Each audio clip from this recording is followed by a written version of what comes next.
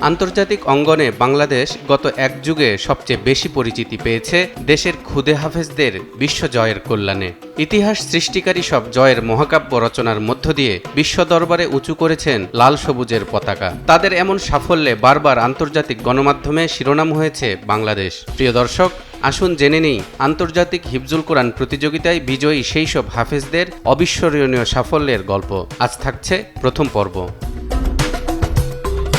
আন্তর্জাতিক অঙ্গনে বাংলাদেশকে প্রথম সাফল্য এনে দেন রইসুল হুফাজ খ্যাত শায়েখ হাফেজ আব্দুল হক। ১৯৮২ সালে লিবিয়ায় পূর্ণ ৩০ পারা হিফজ প্রতিযোগিতায় ৭১টি দেশকে পেছনে ফেলে প্রথম স্থান অধিকার করেন তিনি। মাঝখানে অনেকগুলো বছর কেটে যাবার পর ২০১২ সাল থেকে ২০১৬ সাল পর্যন্ত অনেকগুলো আন্তর্জাতিক প্রতিযোগিতায় সর্বোচ্চ সফলতা পান হাফেজ নাজমুস সাকিব। ২০১২ সালে ভারতে, ২০১৩ সালে দুবাইয়ে, ২০১৪ সালে সৌদি আরবে এবং ওমানে, ২০১৫ সালে সুদানে এবং কাতারে, ২০১৬ সালে মালয়েশিয়ায় অনুষ্ঠিত সবগুলো প্রতিযোগিতায় শত শত প্রতিযোগীকে পেছনে ফেলে প্রথম স্থান অধিকারের বিরল গৌরব অর্জন করেন। ২০১৪ সালের জুলাই মাসে সৌদি আরবের জেদ্দায় অনুষ্ঠিত আন্তর্জাতিক হিফজুল কোরআন প্রতিযোগিতায় প্রথম স্থান অর্জন করেন হাফেজ আবদুল্লাহ আল মামুন।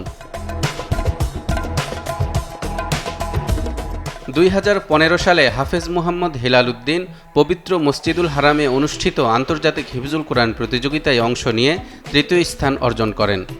মিশরে অনুষ্ঠিত আন্তর্জাতিক হিফজুল কোরআন প্রতিযোগিতায় চ্যাম্পিয়ন হন হাফেজ মোহাম্মদ জাকারিয়া।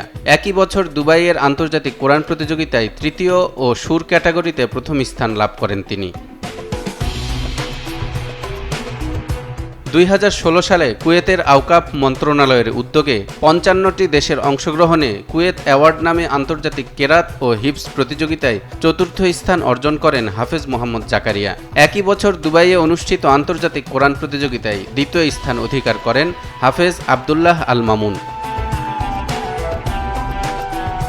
২০১৭ সালে সংযুক্ত আরব আমিরাতের বাণিজ্যিক রাজধানী দুবাইয়ে অনুষ্ঠিত আন্তর্জাতিক কোরআন প্রতিযোগিতায় ১০৩টি দেশকে পেছনে ফেলে প্রথম স্থান অধিকার করেন হাফেজ মোহাম্মদ তরিকুল ইসলাম।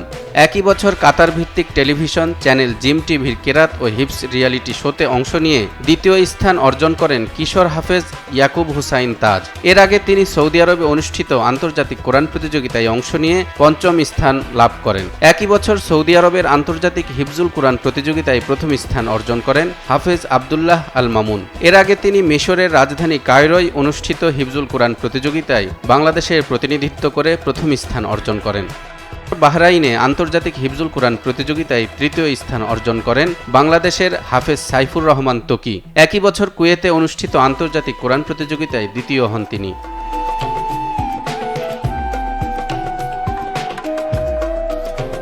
২০১৮ সালের মার্চে কাতার ভিত্তিক টেলিভিশন চ্যানেল জিম টিভির একটি রিয়েলিটি শোতে অংশ নিয়ে প্রথম স্থান অধিকার করেন হাফেজ আবু রাইহান।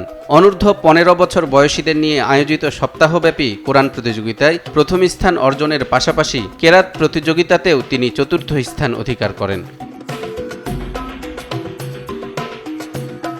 ২০২২ সালে হাফেজ সালেহ আহমদ তাকরিম সৌদি আরবের পবিত্র মক্কায় অনুষ্ঠিত ৪২তম বাদশাহ আব্দুল আজিজ আন্তর্জাতিক হিফজুল কোরআন প্রতিযোগিতায় বিশ্বের ১১১টি দেশের ১৫৩ জন প্রতিযোগীর মধ্যে তৃতীয় স্থান অর্জন করেন।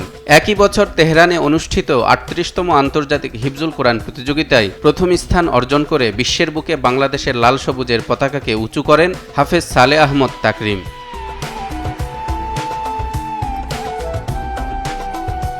২০২৩ সালে সৌদি আরবের মক্কায় অনুষ্ঠিত ৪৩তম আন্তর্জাতিক হিফজুল কোরআন প্রতিযোগিতায় হাফেজ ফয়সাল আহমেদ তৃতীয় ও হাফেজ মোহাম্মদ মুশফিকুর রহমান চতুর্থ স্থান লাভ করেন।